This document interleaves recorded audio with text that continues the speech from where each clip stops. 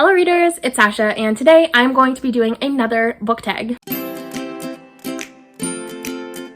So book tags are what I use when my brain does not want to brain and come up with new ideas. They're kind of what I use to pass that. So yeah, when you see a book tag on my channel where I have not been tagged, just know it's because my brain has stopped working. So today I'm bringing back an oldie but a classic goodie, and this is the social media book tag. So this was very much created a long ass time ago. Like this was at least 2014 and earlier. And I know this because one of the prompts is MySpace. Like, I don't even know what that, like, I really, like, barely know what that is. Like, I know I'm, like, a fetus child, but I never had a MySpace. I'm not fully familiar as to what it is, so that's awkward. But yeah, so yes. And it is missing 2 social media platforms that I know that I use. So I made up prompts for those. So yeah, so it's just gonna be these prompts that this person came up with and then my 2 that I came up with because I wanted to add something special. So this is a book tag created by a person who is no longer on BookTube anymore, but their name was Faulty Devices. And I'll just start. And I was gonna hold up some books, but to be honest, I can't reach some of them that I want to talk about. And I'm home alone, and if I try to reach it, I'll probably land on my butt. So we're not going to do that, and you'll just have a lovely picture somewhere on here. So prompt number 1 is Twitter. So what is a book that you love that is under 200 pages? So I kind of changed this one to under 300 pages because I literally don't read a lot of novellas. On my Goodreads, there were like 2, and one of them was the Half-Blood thing, and I was like, it's okay, but it's not great. And then another one was like a school read that I did in like middle school, and I was like, no. So I changed it to be under 300. So obviously, I could have stuck with my brand and chose The Siren by Kira Cass because, in my personal opinion, I still will never get over Akinley and how amazing of a man he is, and literally how no other man could ever in any way, shape, or form. Like, he was just so incredible and I loved him. But the story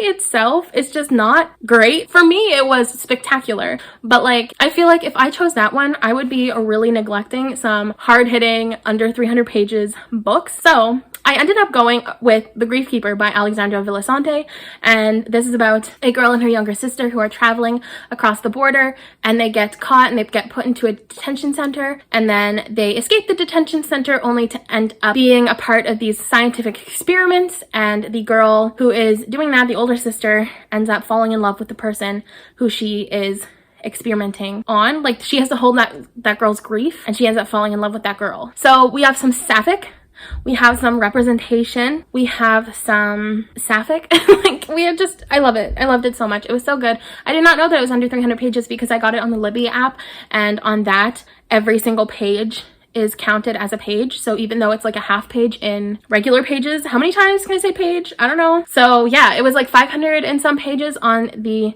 Libby app. But then I looked on Goodreads and the paperback is 256. So I was like, wow, that's insane. So I'm gonna go with that one. Next is Facebook, and that prompt is, what is a book that everyone pressured you to read? For this, I'm gonna go with any John Green, because in junior high, all of my friends who read were reading John Green, and they were like, Sasha, you would love this. You would absolutely love it, and you should read it, and it's all the hype. And at the time I did, and I don't necessarily know if that's because of all the hype my friends were putting on it, or if it was because it was my first contemporary with swear words, you know, so it could have been a mix of both. But now when I think of John Green's writing, especially back then, it gives me stress and anger and annoyance, so I don't like him that much anymore. But I did like his books back then, but I would definitely felt like I was a little pressured to read them. Next is Tumblr, a book that you read before it was cool. So I have a couple of old school answers again. I feel like I started reading The Maze Runner around the time that it started becoming cool and popular. I remember I started reading it, like I read it almost as soon as it came out. I think it was as soon as it came out into paperback, because I bought that one and I had to wait and buy the other one in paperback, and it was a struggle, but I remember really loving it. And yeah, I think that was one. And I also feel like The Mortal Instruments, because I know I read City of Bones before I read the rest of them, a long time before I read the rest of them, to the point where I had to reread City of Bones before I continued the rest of the series. So I think I read it when it first came out, and then I waited until the next few had come out, and then I was like, oh shit, there's a whole series. And then I read it, and then my soul has been sold to Cassandra Clare ever since. The next prompt is MySpace, which really dates this to an uncomfortable amount. And this is, what is a book that you don't remember if you liked or disliked? And for this one, I'm gonna go with Wicked Fox by Kat Cho. And for this, it's because I know I gave it 4 stars because that's what Goodreads said, but I literally don't remember anything about it. Like, I remember nothing about Wicked Fox. And it's crazy. Like, I don't remember what I liked about it. I don't remember why it wasn't a 5-star. I don't remember anything about it. All I remember is that we all liked it and then Darian didn't. But that's not enough of a reason. So I don't remember like my feelings toward it at all. I just know what the star rating was that I gave it. So that's why I've kept it as that, even though, yeah, it makes sense. It made sense in my head. So next is Instagram, a book with a beautiful cover. So The Kingdom of Back by Marie Lu.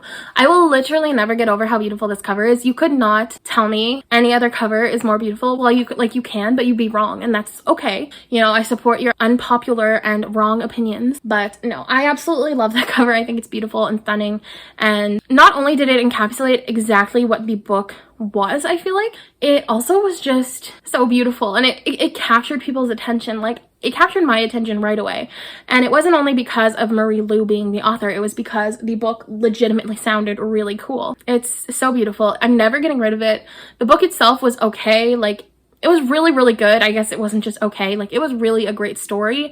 It wasn't a full 5 stars for me, but I will never get rid of it just because I want to have this cover on my shelf until the day that I die. Next is YouTube, a book that you wish would be turned into a movie. So I do have an idea of doing a video where I plan on talking about some books that would make good movies versus good TV shows, because I feel like some books are more meant to have a TV show element, whereas some books can be wrapped up nicely in a movie setting. So I didn't know what I was going to pick for this one, but then I thought briefly, and I thought Girls with Paper and Fire by Natasha Nunn would be a fantastic movie, because not only do we not get enough Asian representation within media, we also do not get a lot of sapphic representation within media. So having both of those things combined into one really incredible story is perfect. I would love to see it on the big screen. I think Netflix would do a really good job adapting it, because they have done a really great job adapting movies lately, to the point where even if I didn't like the book that much, the adaptations were really quite well done. But I just personally love Girls with Paper and Fire. I think it'd make a great movie. I think the fantastical elements would be portrayed really well. I think having so much Asian representation would be amazing.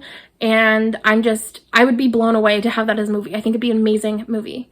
But I do want to make another video fully talking about books as movies versus TV shows, because I think that would be fun. Next is Goodreads, a book you would recommend to everybody. So if you've been on my channel for at least since September, you will know that The Nowhere Girls by Amy Reed is my favorite book of all time as of right now. And that is because it is incredible, simply incredible, but it's also because it has so many elements to a story that I love. First off, it has a lot of representation, but it doesn't feel like it's representation in a way that's just being thrown in there to get their diversity quota, but it's actually real and it's thought of and it's purposeful, and I love that. And we also have some amazing plus-size representation as well as autism representation, and we have good queer representation. And they have a lot of discussions on safe sex and what it's like to have sex in high school versus what it's like to not have sex in high school, what it's like to feel the pressure, what it's like to be called so many names for not having enough sex or for having too much sex. It brings up so many healthy discussions, and it also talks a lot about feminism, but in a way that isn't just tearing men down, but it's also just talking about how women should be equal and women should be viewed as equal. And I feel like for a lot of people to read the book, they might get a sense like, oh, like female empowerment, but like, yeah, it's exactly what it is. Like, it is female empowerment, but it's not for the sake of tearing anybody else down. It's for the sake of finally bringing women up to where they should be, because women are incredible. Like, let's just be honest. So yeah, that's what this is about. I think it is an incredible book. I honestly would have it as a recommended read in high school, because it talks so much about safe sex and females coming together, and it's perfect. Like, I would recommend this to any high school girl. It does deal with heavy subjects. So it does have trigger warnings for sexual assault, rape, all this stuff, because the entire premise of the book is these girls banding together to take down a rapist who had raped a girl and she had left the school. So that was the whole point, but it turned into so much more. But yeah, so if that's not something you can handle, don't read this book. But I do think that for people who can handle it, it's great. And you know, I think it should be a part of people's curriculums in school, because if you're going to have really disgusting books that still have racist slurs, that still have rape scenes, childbirth, then you can have this one where it talks about the repercussions of that and what happens to the victim and the criminal after that happens, in my personal opinion. So I will recommend this book till the day that I die. You can literally not tell me otherwise. I think it's great. The next prompt is Skype. So a book with characters that you would actually want to talk to, not just read about. So for this one, I chose Kalia and DeMarco from Where Dreams Descend. I just think they'd be fun. I think Kalia is right up my alley in terms of speaking her mind and not taking shit from anybody, least of all men in her life. Absolutely not cis. And she just kills me. Like, she cracks me up. And DeMarco's such a soft boy and I just want to give him a hug, but I will handle Skype calling him because, you know, we're in a pandemic, so we can't really hug a lot of people right now.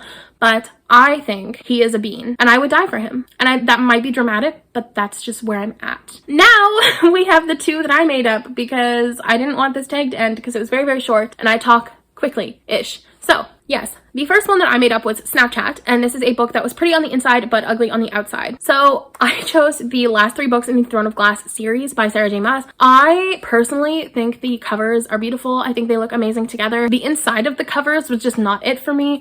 I didn't feel like reading full-blown fairy porn when I had absolutely no interest in the couple.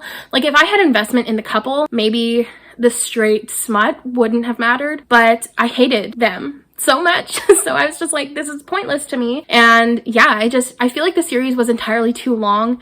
I feel like if she had condensed the series into like 4, even 5 books, I could have gotten on board, but it was too long. So I think that's what made the insides of the last 3 books so ugly compared to the first few books. But yeah, that's just how I feel. And finally, the last one that I created was Pinterest. So a book that taught you something. And for this, I ended up choosing Sick Kids in Love, which is a book that I read very recently, but it taught me a lot about Gaucher's disease as well as rheumatoid arthritis. Different illnesses are important to educate ourselves on in general because we never know what people are living with. We never know the situation that somebody could be dealing with. But it talked a lot about ableism and discussing how we can help our friends who might have these invisible versus visible illnesses. And it was just a really productive and proactive conversation starter, and I think it taught me a lot about that. So I loved it and I would definitely recommend that to you guys. That's it. This has been a time. I did not turn my lights on behind me. That's really awkward, but it's okay. So I've chosen to tag 4 people because I wanted to. The first person is Allie from Read by Allie. The second people are Allison and Tori from Library Lists. The third person is Kirsten from Kirsten's Corner, and the fourth person is Kaz from Cats and Camera. So if any of you have already done this tag, feel free to just don't do it. But if not, also feel free to not do it because it's 2021 and I don't give a crap if you do it or not. So yeah, I just feel slightly pressured to tag people, so you can do it if you want to. But yeah, that's pretty much all I have for you guys today. Thank you for tuning in. What is my hair? Thank you for tuning into this video. Please do not forget to like, comment, and subscribe for more content. I do post twice a week, and I have some really fun videos coming up in the months of March and April that I'm sure you're not going to want to miss out on. And until next time, bye readers!